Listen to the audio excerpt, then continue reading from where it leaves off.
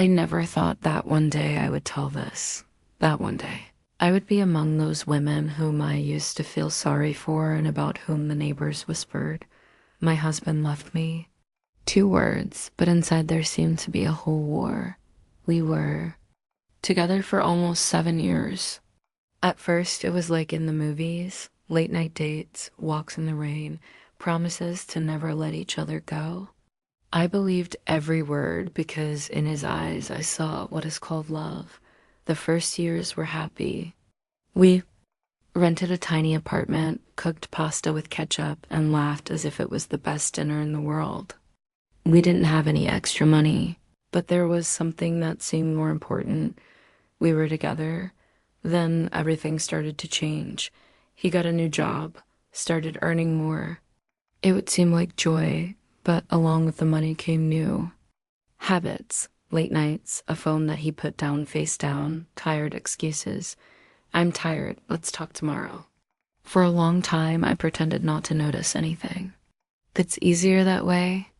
It's easier to believe in a picture than in reality. It's easier to smile at family gatherings and say, "We're doing well," than to admit that there's an emptiness growing inside me.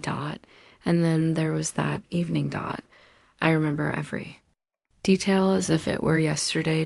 We were sitting in the kitchen, eating dinner in silence. The fork in his hands froze halfway through, and he suddenly said a phrase that cut my life into before and after. "I can't take it anymore. I'm leaving." I didn't even understand right away. I laughed nervously and asked, "Where are you going? To the store?"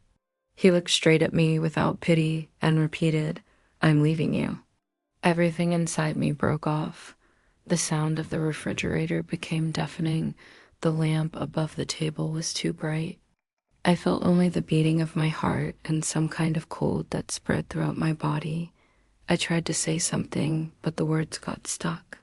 And he calmly finished his dinner, stood up, took the bag he had prepared in advance, and left. So simple, as if we were neighbors and not husband and wife for 7 years. I sat until the morning, staring at the empty wall. I couldn't cry. It felt like I was simply cut off from life. Then there were days that I barely remember.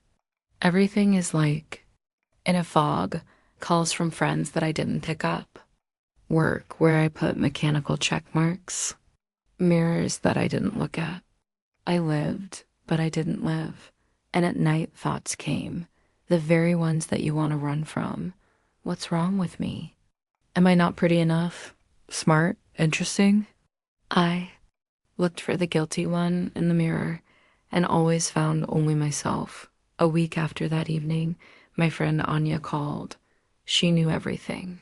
He himself told one of our mutual friends, and then the rumors spread. At first, I wanted to turn off the phone, but I picked it up anyway. "Come over," was all she said. "I can't." My voice sounded like a stranger speaking. "You can. Otherwise, you'll drown in these four walls." I arrived. I remember sitting in her kitchen with a mug of tea, and my hands were shaking so much that the tea was spilling on the table. "Listen," Anya leaned towards me and looked straight into my eyes. "Do you understand that it's not your fault?" "Then who is?" I exhaled. He said that it was hard for him with me, that he needed air. Maybe I was suffocating him. Maybe I was demanding too much. "That's enough." She abruptly put the mug down on the table. "If a man leaves, it means he left a long time ago. And it's not about your plates being out of place or what you said or didn't say. He just made a choice." I listened to her, but inside I felt like the words were crashing against a concrete wall. Yes, he made a choice, but what should I do with it now? I came home at night, and for the first time in all this time I cried. Really? Until I was hoarse, until my head hurt, until my chest was empty.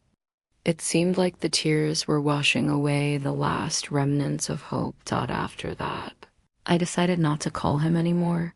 I don't write. I don't ask, "How are you?" But it was hard. Every morning, my hand automatically reached for the phone.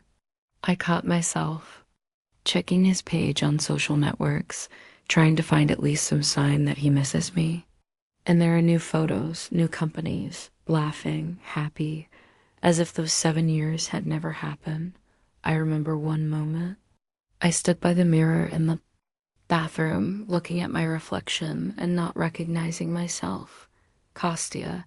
My eyes were red. My face was tired, my hair was tangled. I thought, is this really me, the woman he left? I didn't sleep that night. I walked around the apartment, opened closets, took out old things, his shirt, his favorite mug. I sat with this mug in my hands and tried to understand. How can a thing stay and a person disappear? The next day, I packed everything into a box. I took it out to the basement. It was like a small ritual. I knew I wasn't ready to let him go completely, but at least I got everything out of sight, dot, and for the first time in a long time. I just left the house, not to work, not to the store. I went for a walk in the park. People were laughing around. Children were riding bikes. Couples were holding hands. It hurt me to watch, but at the same time, I felt a strange relief. I was alone, but alive, dot, and then I realized if I want to survive in this new life without him, I have to learn to live. For myself. Let step by step.